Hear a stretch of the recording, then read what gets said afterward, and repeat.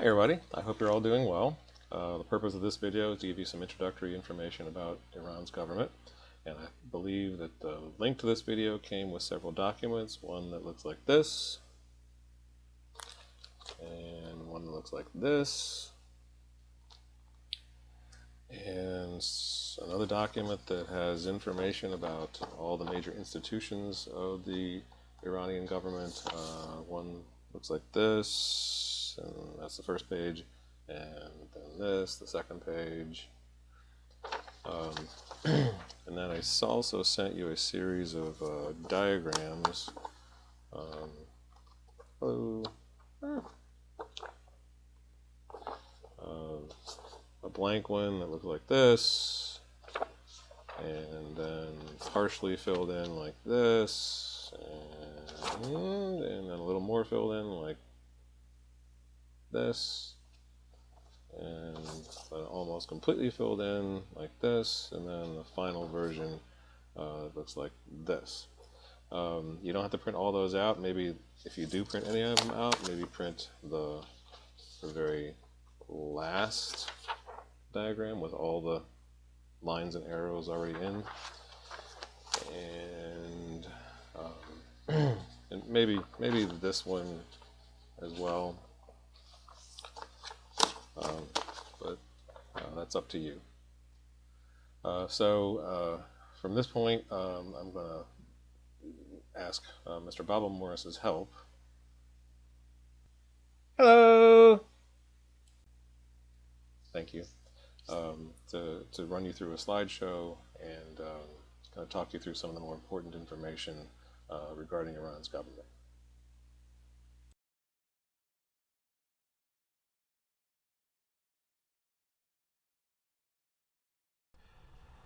If you look at the Al-Qaeda Urges Jihad article, most of it is irrelevant to us.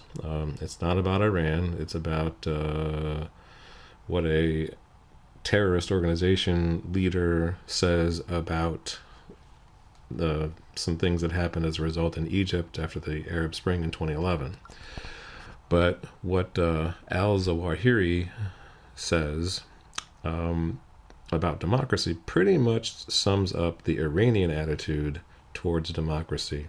So that's why I like using this article. Focus on the first highlighted paragraph at the bottom of the first column, where he says that legitimacy does not mean elections and democracy, but legitimacy is Sharia, Islamic law, which is above all constitutions and laws. In the next highlighted portion that starts at the bottom of the middle column, the article says that Islamic extremists reject democracy as a Western-imposed system, and they oppose it on the grounds that it puts man's laws above those of God. Now again, al-Zawahiri has nothing to do with Iran, but that the attitude that he expresses towards democracy here is pretty much the same attitude that you'll find that permeates the Iranian government. Now, Iranian leaders would probably not say this out loud because they're the head of an actual government, an actual country with millions of people who need to have reasons to regard their government as legitimate. In modern times, most governments recognize that people expect a government to be founded on a constitution and to include some sort of mechanism like elections that let the people participate in the choosing of their leaders and affecting policy. So Iran, even as authoritarian as it is, knows that it has to hold elections. It has to have some degree of democracy as part of its regime's legitimacy. Al-Qaeda is just a terrorist organization with followers and jihadists, not citizens. It has no wider responsibilities like managing an economy or running a legal system or maintaining order, etc. So it can get away with just publicly rejecting democracy. But the Iranian regime has to acknowledge the value of democracy in some way as part of its legitimacy. That said, the concept of Velayat-e-Faqih, or jurist's guardianship, is another major part of the regime's legitimacy in Iran. And Velayat-e-Faqih says that religious leaders must have the final say. It must have the power to make sure that God's law is not transgressed, and therefore they have to have the ability to overrule any mistakes that a democratic system might make. So they have to be in positions of power over any elected leaders. The rest of this video will walk you through how those various institutions in the Iranian government are structured to enforce the concept of valiyat fiqhi, or jurist's guardianship. This slide, titled about an article titled "Is the Caliph a Queen?" is not important to us. I just thought you might find it funny or interesting. Someone claims to have traced Queen Elizabeth's ancestry back into the 1300s and apparently discovered that she is arguably a direct descendant of Muhammad. Just thought I'd share that with you. Thought it was kind of funny. Now, you don't have to know every detail, all the information listed on this page and the next. Here's the most important information you need to know: the role that each body plays in the overall system. There's a tiny little color chart on this slide. I included that just in case it makes sense to you. It's never really been that clear to me. I look at it every once in a while and still can't figure out what it's trying to say. So I made up my own chart, and you'll see that in a minute. But for now, if you can focus on the information that I've typed up for you, the powers of the faqih are the most important. Definitely notice his powers over the other institutions. Definitely notice that he is commander-in-chief. He has the power to declare war and has his own private army, seriously, called the Islamic Revolutionary Guard. And if you kind of look over that whole paragraph that applies to him, he's pretty much got his hands in everything.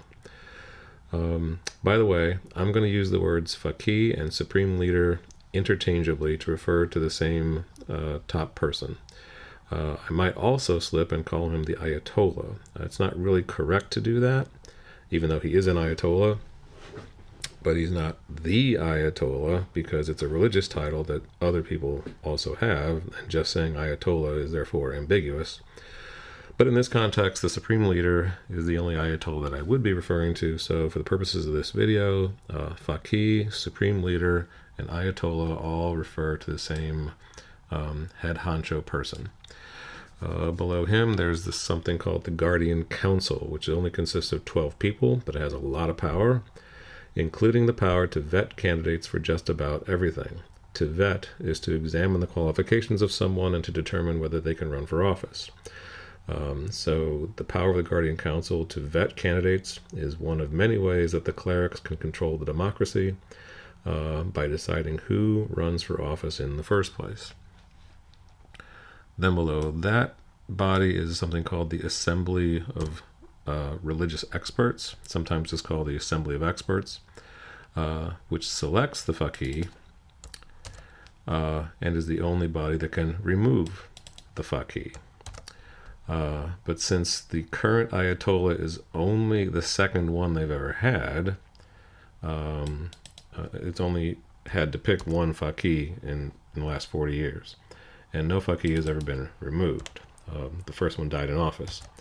So honestly, it's powerful, but it doesn't get to use its power very often.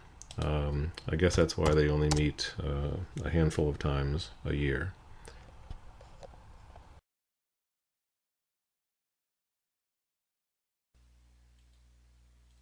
Now on this page, the first person listed is the president. What you'll see are pretty much the same powers you would expect to see for any president. Notice the 4-year term and the 2-term limit, but please also notice that he can be dismissed by the supreme leader. And also, you might have noticed that I keep saying he all the time so far. I don't correct myself like a woke person should. That's because the faqih / supreme / Ayatollah must be a man, and so must the president. A woman cannot be either one. Sorry about that. Women can run for the legislature, however, called the Majlis, and often referred to as a parliament, even though there's no prime minister.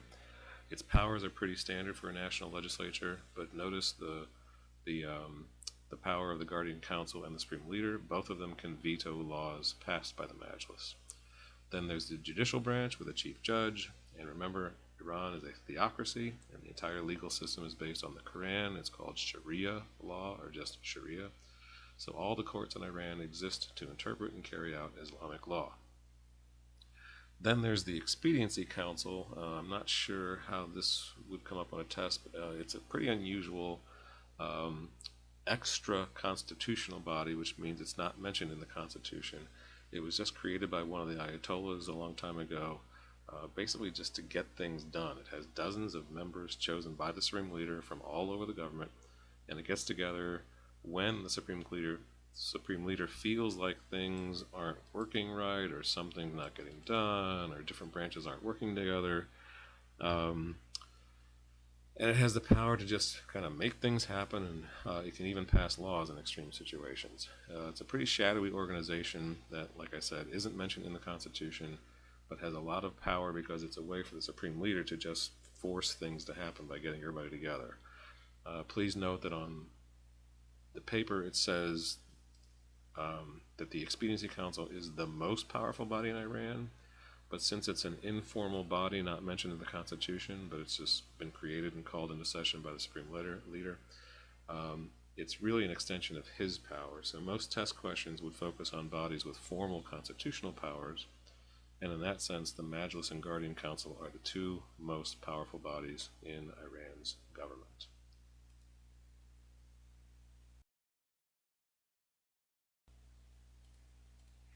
Now this chart is blank, but it does give you a kind of a visual layout of the major institutions of Iran's government. At the top is the Faqih, or the Supreme Leader, and he's at the top for a very good reason. Below him is the Expediency Council, which the Supreme Leader creates and calls into session when he feels like it. And then all the other bodies and institutions that we just talked about, they're below that. And then there's the Iranian people at the bottom, forming the electorate of the democratic elements of their government, such as they are.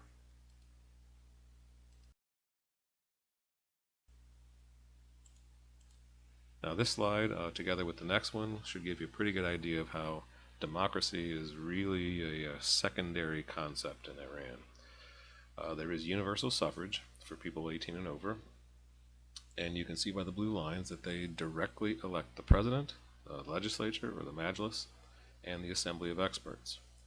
Now, that by itself might give you the impression that the people are powerful in Iran, but before you get carried away with that idea, let's take a look at the next slide. Now on this slide, notice the red lines and the red X's on top of the blue lines, which indicate that the Guardian Council has the power to vet, to qualify or disqualify the candidates for all elective offices, which means it can decide who can run and who can't, and they can use any criteria they want, and they don't really have to explain themselves to anybody except to the Supreme Leader, but he can do the same thing. He can also allow or reject candidates, and can overrule the Guardian Council, although I don't think that's ever happened. This is one of the major reasons we call Iran an illiberal or procedural democracy. There are elections, but they are not fair, free, and competitive. Unelected religious people, the Guardian Council and the Supreme Leader, have complete control over who can run for office and who can't. So much for democracy.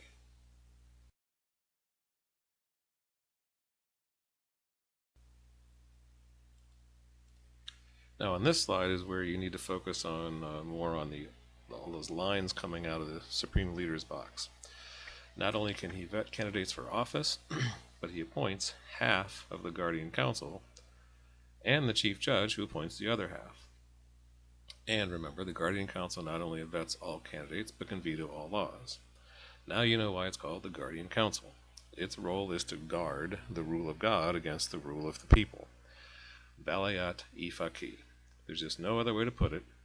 Other lines coming out of the Supreme Leader's box show you that he too can veto laws. He can dismiss the president, although he needs 2/3 of the Majlis to agree, and he appoints the entire Expediency Council, Balayat-e Faqih, again. Together, the Supreme Leader and the Guardian Council can control who the people can vote for the legislature and for the president, and they can cancel any actions the legislature and the president take. Velayat ifaki, velayat ifaki, velayat ifaki. Juris guardianship, juris guardianship, juris guardianship.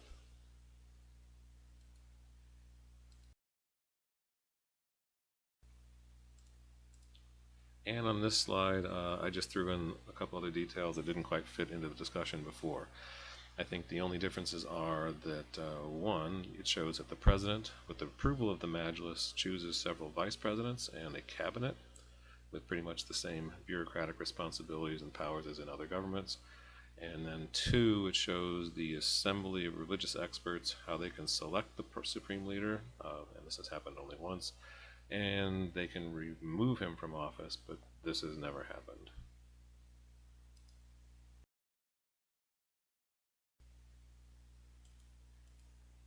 And here, just to make some points that I want to emphasize. Remember the concept of juris guardianship, or velayat ifaki, the principle and the various safeguards built into the system to ensure that God's law overrules the laws of men.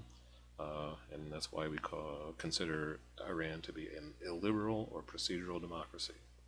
The legislature is technically unicameral, but some texts will consider the Guardian Council to be a de facto second chamber because of its ability to veto bills.